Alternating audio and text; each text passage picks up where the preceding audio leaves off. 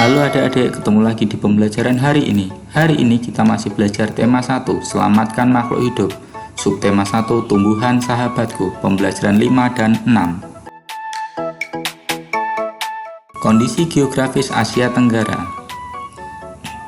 Kondisi geografis merupakan keadaan alam di muka bumi yang membentuk lingkungan hidup manusia. Negara-negara di kawasan Asia Tenggara memiliki banyak kesamaan unsur geografis karena letaknya yang berdekatan. 1. Keadaan iklim. Asia Tenggara secara astronomis terletak di antara 28 derajat lintang utara sampai 11 derajat lintang selatan.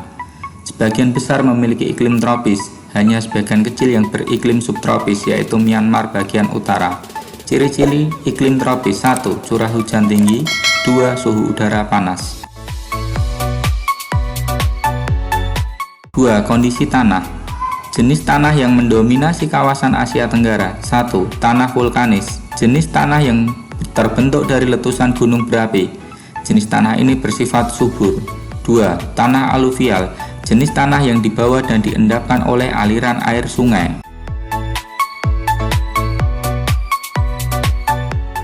3. Flora dan fauna. Kawasan Asia Tenggara sebagian besar beriklim tropis dengan curah hujan yang tinggi.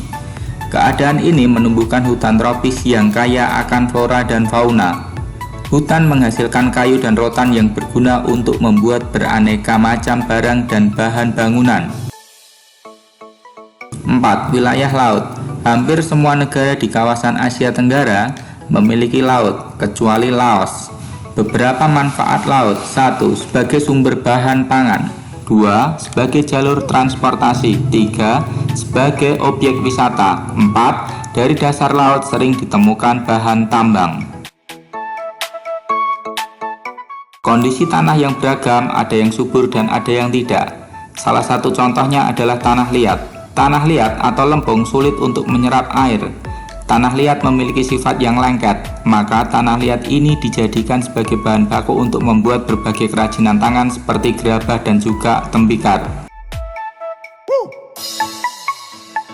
Tanah liat juga dapat digunakan untuk membuat patung. Langkah-langkah membuat patung: 1. Siapkan tanah liat secukupnya. 2. Tekan-tekan agar gelembung udara di dalamnya keluar dan tanah liat menjadi padat.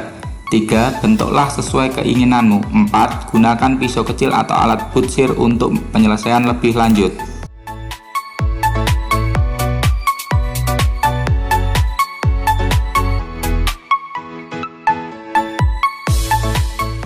Pembelajaran 6.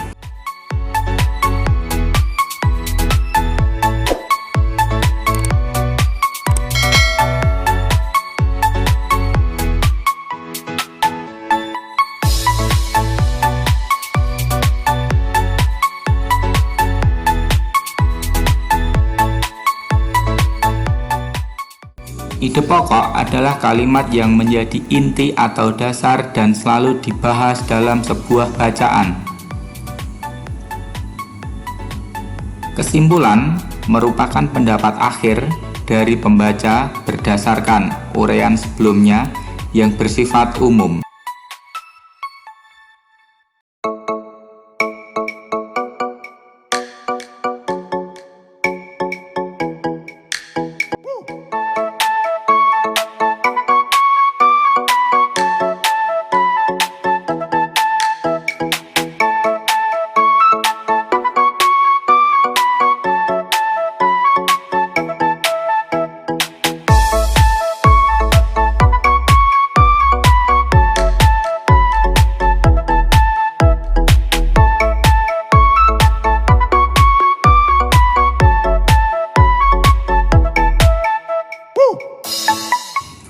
Untuk memperdalam materi hari ini, silakan kerjakan latihan berikut.